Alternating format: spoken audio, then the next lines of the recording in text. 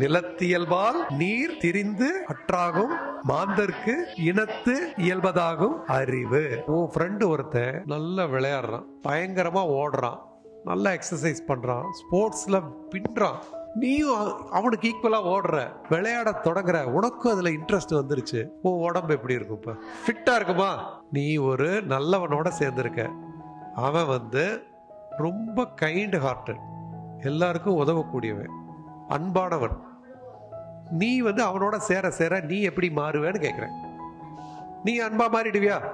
அதே ஒருத்தன் ரொம்ப வம்படியா இருக்கான், எல்லாரோடையும் சண்டை போட்டுக்கிட்டு இருக்கிறான், அவனோட சேர்ந்தன நீ என்ன ஆவ? உனக்கும் அதே குவாலிட்டி வந்துடும். ஒரு நல்ல புக்கு படிக்கிறான் ஒருத்தன், இந்த புக்கு சூப்பரா இருக்கு, படிச்சு பாருங்கிற. படிச்சா அப்படியே உனக்கு அவ்வளோ ஒரு சந்தோஷம், அவ்வளோ ஒரு நன்மை கிடைக்குது. அந்த கேரக்டர்ஸ் எல்லாம் படிச்சுட்டு அப்படியே உருகி உருகி போற, உனக்கே ஒரு நல்ல குணம் வருது. முன்னர்த்த புக்கே படிக்க மாட்டேன், எனக்கு புக்கு படிக்கணும்னா பிடிக்காதுங்கிறான். இப்ப யாரோட சேர்ந்தா நீயும் புக்கு படிப்ப? சில பேர் குரூப் மைண்ட் செட் இருக்கும், பார்த்திருக்கியா?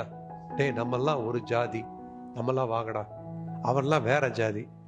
ஏன்னா ஸ்கூல்லயே கயிறு எல்லாம் கட்டுறாங்க, இந்த ஜாதிக்காரெல்லாம் இந்த கயிறு கட்டிக்க. அது மாதிரி செய்யறது கரெக்டா தப்பா?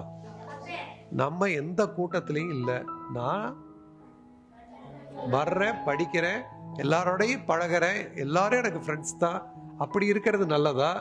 ஸ்கூல்ல ஒரு 4 பேரோட மட்டும்தான் நம்ம பழகணும், இவனெல்லாம் பிடிக்காது அப்படின்னு இருக்கிறது நல்லதா? எல்லாரோடையும் ஹாப்பியா இருக்கணும் இல்லையா? அப்ப யாரோட சேரணுங்கிறதுல என்ன செய்யணும்? ரொம்ப கவனமா இருக்கணும். We are getting influenced by media, TV, social media, இதுல எல்லாம் நிறைய பேர் நம்ம இன்ஃப்ளூயன்ஸ் பண்றாங்க. அப்ப நம்ம அதுல நல்ல ப்ரோக்ராம் பார்த்தோம்னா நம்மளும் எப்படி ஆகும்? எப்ப பார்த்தாலும் ஒரு அடிதடி, வெட்டு குத்து, இதையே பார்த்துக்கிட்டு இருந்தா என்ன, நம்மளும் வயலண்டா மாறிடும். அதனால எங்கேயும் சரி, ஃப்ரெண்ட்ஸ் ஆகட்டும், பார்க்குற சினிமா ஆகட்டும், பார்க்குற சோஷியல் மீடியா ஆகட்டும், நல்ல விஷயங்களை தேடி பிடிச்சி படித்து அதை பார்த்து நம்மளா சிந்திச்சு நல்லவங்களாகணும். ஈஸியாக இந்த பேட் இன்ஃப்ளூயன்ஸில் போய் மாட்டிக்கிட்டு வாழ்க்கையை என்ன பண்ணக்கூடாது? தொலைச்சிடக்கூடாது. அதனால இது என்ன குறள் சொல்லுது?